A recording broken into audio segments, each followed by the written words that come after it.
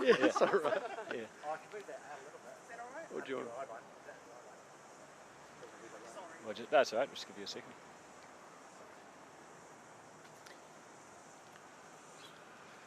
So far our best decision has been to do this outside.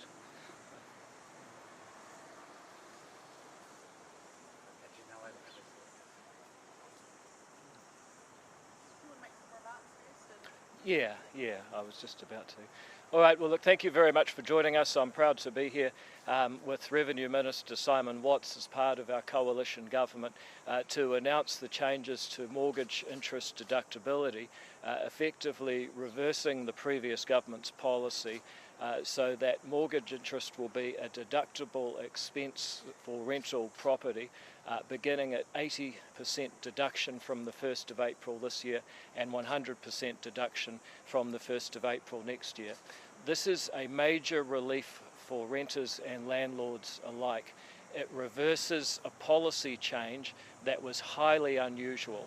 Interest is a deductible expense in every activity in the economy except for rental housing, and the effect of rental mortgage interest deductibility changes is that in the past 2 years since Labor started phasing out mortgage interest deductibility for rental housing, rental rates have gone up 21% from $495 to $600 median nationwide versus only 10% from $450 to $495 in the 2 years before they introduced this change.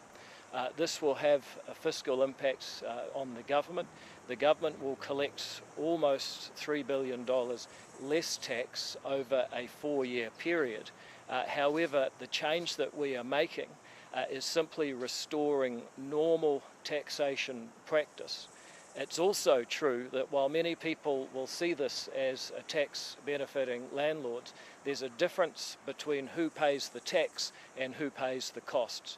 I give you the example of tobacco tax. It's the retailer selling the cigarettes that pays the tax, but it's the customer purchasing it that pays the cost. And it's very much the same with rental housing. When you put an extra tax on rental housing, it is the renter who pays much of the cost. And that's why this government, as part of our commitment to bringing down the cost of living, is reversing a strange change that was made to taxation law just a few years ago by the previous government, so that our tax system is consistent and we're not putting even more tax on rental property, which is one of the main drivers of the cost of living crisis for some of the most vulnerable New Zealanders. My colleague may have a bit more to say as the Minister for Revenue, otherwise we're happy to take questions. Yeah, thanks very much, David. Look, all I'll say is this has been a key and fundamental aspect of our coalition agreement.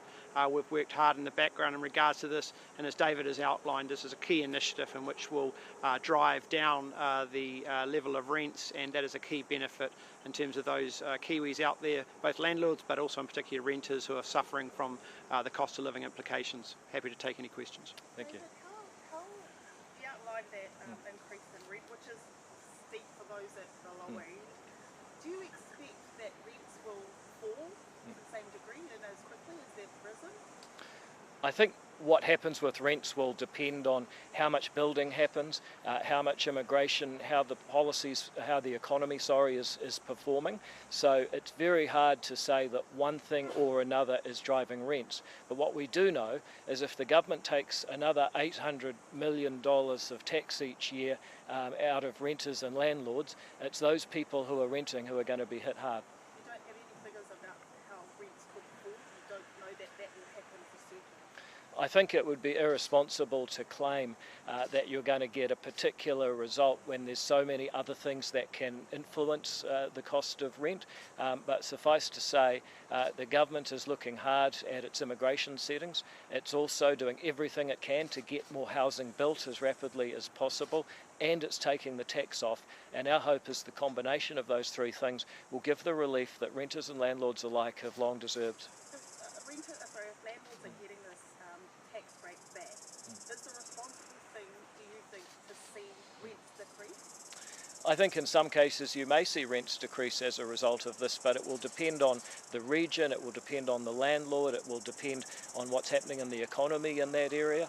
and I think it's very difficult to disentangle all of the different drivers of cost. So I know people will say, well, you should have an exact forecast of how this works.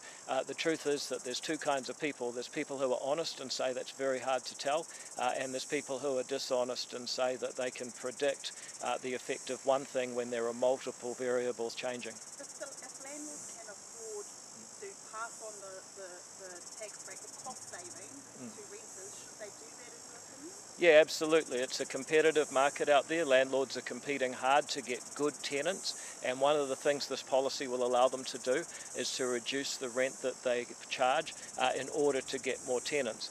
On the other hand, you've also got a real drive to have more rental housing built. You're seeing decisions from the government that make it easier to get investment in rental housing, and if this means that people say, look, if I build a rental house, I'll be able to claim back my mortgage interest more easily, then that's going to be a positive thing for them too. Historically, have we ever seen that happen? Have we ever seen landlords pass on the tax deductibility as here's a tip, like $10 less than your rent? Have we ever seen that happen in New Zealand? Well, all we've seen is mortgage interest deductibility be removed by the previous government and rents go up 20% in that period. Now, of course, have we ever seen that? Have we even measured that? Do we know that landlords have ever passed on the tax deductibility as a decrease in renters' rent? Have we ever seen that? The reason we haven't is that nobody's ever thought to introduce a policy like Labor's that I'm aware of. Labor decided to say everything you can invest in, the interest is deductible, except the thing that renters most need, rental housing. We think that was a crazy policy. So are there historical precedents? I'm not so sure that there are. Of course, when taxes are reduced, you generally expect that prices will come down. When taxes go up, prices go up. That's the general trend, but like I say, how many rentals are built, how many are being occupied by people moving to the country as migrants, how's the economy and wages going, all of those things can influence the price. I know I'm annoying, but can I ask you about the coalition agreement? Did it go 60%, 80%, 100% as a step, and 60% would have been retroactive? What's happened here? Because now we've got 80%, 100%. Has there been a trade-off, Simon, or has there been a trade-off? Yes, there absolutely has, and I'm very happy to talk about it. Our two parties went into the election with different policies. ACT wanted to get rid, the two parties came into the election with different policies. ACT wanted to restore mortgage interest deductibility 100% straight away. National wanted to do it, but at a slower fashion. What we've done is we've reached a compromise, and I think that's the strength of our coalition. We initially aimed to have 60% mortgage interest deductibility in the current tax year from 2023 to 2024. After some discussions, we said, look, for an extra 10%, that's quite a lot of work to do. Let's focus on getting the 80% from the 1st of April, the 100% the year after that, because that's going to make a bigger difference for the amount of complication. So the retroactive gone? A retrospective aspect of the tax is not part of this, but David's absolutely right. What we're delivering today as a coalition agreement is what we promised and articulated in our coalition agreement, and Kiwis should be pleased. There's another thing that's been ticked off. Sorry.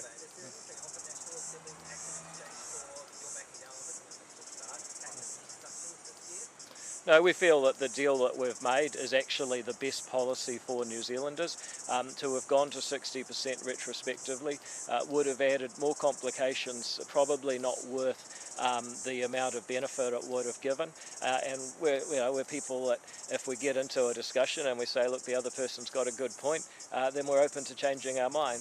The fact that we've delivered much faster restoration of mortgage interest deductibility than any other party would have campaigned on is a big win for ACT and ACT supporters and for renters and landlords alike, of course. But equally, we've been prepared to listen to our partners in National and New Zealand First and come to a sound agreement. Labour will say that it'll be the mega landlords that will benefit out of this. What would you say to that? Well, Labour are wrong about that, and with respect to them, it shows their naivety about how the economy works. Mega landlords that have wide portfolios with, say, commercial property and stocks and shares and different assets they can actually load up their other assets in their portfolio with debt, get the interest on that deducted, and pay less or no interest on their residential housing because they take the debt away from those assets. If you're a ma and pa investor and it's your only investment, then you can't shift your debt onto other asset classes to avoid paying mortgage interest. So, Labor, if they want to do all this rhetorical politics and do tall poppy syndrome, it's the big guys in town that are winning from this. They're wrong about the basic facts of how tax and the economy works, and B, they're bringing a dynamic to the politics that New Zealand doesn't need. We need to be trading value for value, getting stronger together and celebrating success rather than beating people down for being successful, when in this case the most successful investors have better ways to avoid the tax and won't be affected by this policy. So given that, how confident are you that landlords will pass on those savings to tenants? Once again, there's going to be a range of factors influencing the price of rent going forward. What we know is that in the last 2 years since Labor started phasing out mortgage interest deductibility, rents went up 21% compared with 10% in the 2 years before that. Now we face high migration, we face an economy that is perhaps a little bit soft, and we face a building challenge to get the infrastructure and the consents and the buildings built. All of those things will interact, but the one thing that won't be affecting the price of rents is an unconventional tax grab by the previous government that put tax on interest for one type of investment, the one renters and landlords most need, but not any other. Sorry. When you talk about the retrospective aspect of it, does that include backdating it to April 1st last year? No, the changes will come into place from the 1st of April this year at 80% and the 1st of April next year, 2025, at 100%. There won't be any changes made to the 2023-2024 tax year, which we're currently in and ends on the 31st of March. And that's something that you talked about in the past. Are you happy that it won't be backdated?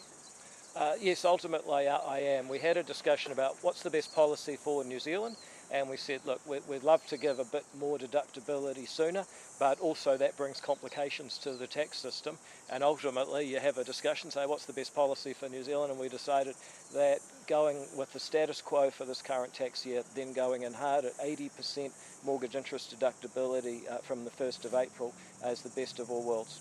And when Labor scrapped it, they said they were concerned about potential of fueling property speculation. Are you concerned? Is that something you're concerned with bringing it back?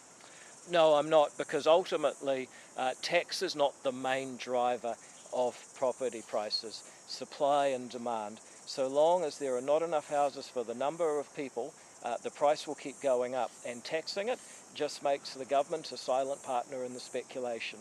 If we want housing to be more affordable, what we need to do is make it easier to build, easier to get infrastructural connections, easier to get a resource consent, so that there's enough homes for all the New Zealanders that need them, especially the younger generation. David, previously new builds were outside of rules, which made them more attractive. Now they're just being treated the same as an existing build. Does that kind of make, is that less of an incentive to go for a new build as a property investor? And I guess that can't be good supply-wise. I think ultimately when you make a decision to invest, you've got to decide what's your overall tax liability.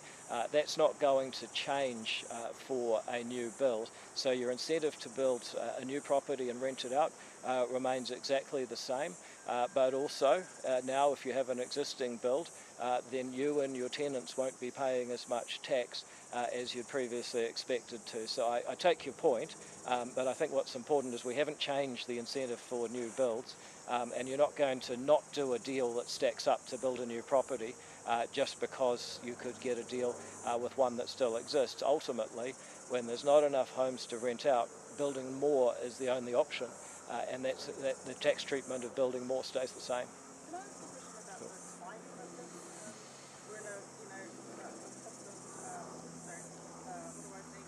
living crisis. We've got rid of the government's got rid of the clean car rebate, lunches in schools and other schools. Is this a good look when those things are being slashed, things that help people, we don't have money in the bank for disposable income? Well, you got to remember that this is a tax that's paid by renters and landlords alike. If we can take pressure off the rental property sector, it may be the most powerful thing we can do for the overall cost that low-income households face. Yeah, look, it's also one of our policies in a suite of policies that we'll be coming out with, obviously leading into the budget process. It is important from our perspective that this provides certainty to the market as well. The fact that we had an uneven playing field prior to this, which didn't meet any basic tax principles, wasn't appropriate. We've reset that now. We've put a platform in place in order to ensure that this tax is back in play, and that is it. And yeah, you can talk about priorities in terms of where things are at, but there is, at the end of the day, taking pressure off landlords and renters is a benefit for those in a cost of living crisis, and we stand by that policy. If I can just make one adjoining comment about policies the government's introducing and their effect on rich and poor. The clean car discount was clearly benefiting those in wealthier suburbs buying new and relatively expensive cars. What we are doing with this change is doing something that is largely going to benefit people who rent, and generally people at the lower end of the income spectrum. Do you think that people at home, your ma and her pa, who aren't tax experts, do you think that they will understand this in the context of not being able to, struggling to pay their rent, going to Countdown and paying their groceries? Do you think that they will understand how this is going to benefit them? Or is that a harder and longer sell, Simon? Oh, look, I think your point's fair, but don't forget many of those ma and pa individuals actually do have, some have rental properties. There's about 120,000 of those individuals across the country, so it's not a trivial number. More New Zealanders rent their own. Yeah, but yeah, the end of the day, as David has articulated, this policy will bring benefit for both renters and landlords, and I think that's the key takeaway for those Kiwis that are out there. They're suffering from the impact of the increase in rent prices over the coming years. While this is one of the factors at play in regards to how that rent's calculated, it is downward pressure from the current status quo, and I think that's positive.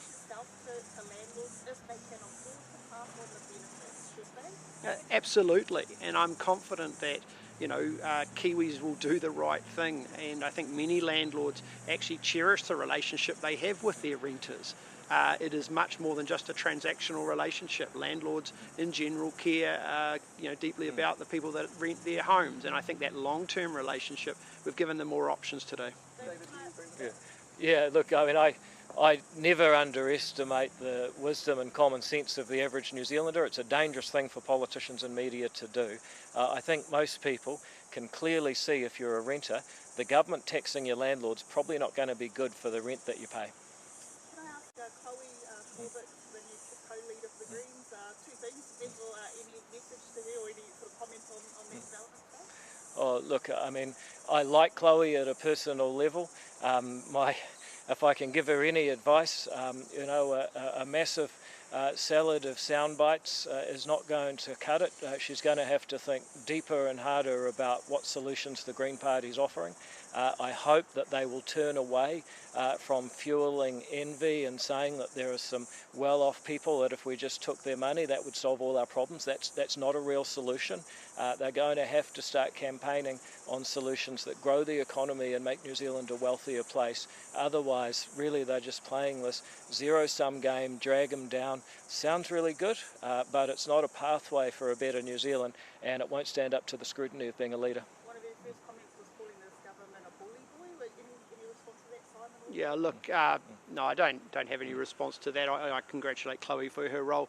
I actually think in regards to climate change, where we've strengthened a bipartisanship nature across the parties, I do hope that Chloe will continue on the work that James Shaw has done and was led by parties over the decades. And as David said, any further comments probably best made by them.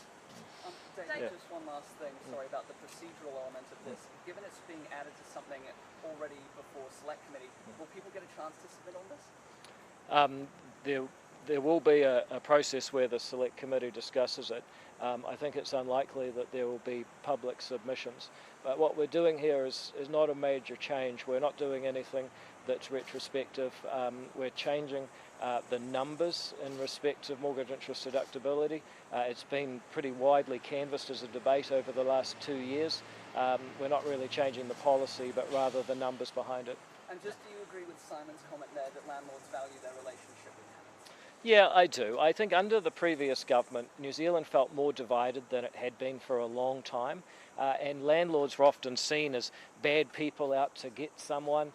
For the most part, landlords really value having someone who looks after the property and pays the rent, and tenants really value having someone who maintains the property and is reasonable to deal with. I think we should start seeing these relationships as more positive and win-win, less as one side against the other. And I hear these comments from Chloe Swarbrick about the government's a bully boy.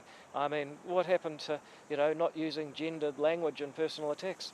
David, the Hurricanes Poa have performed another haka that's called out the government. What are your thoughts on that? What do you think? Look, first of all, I believe in freedom of speech.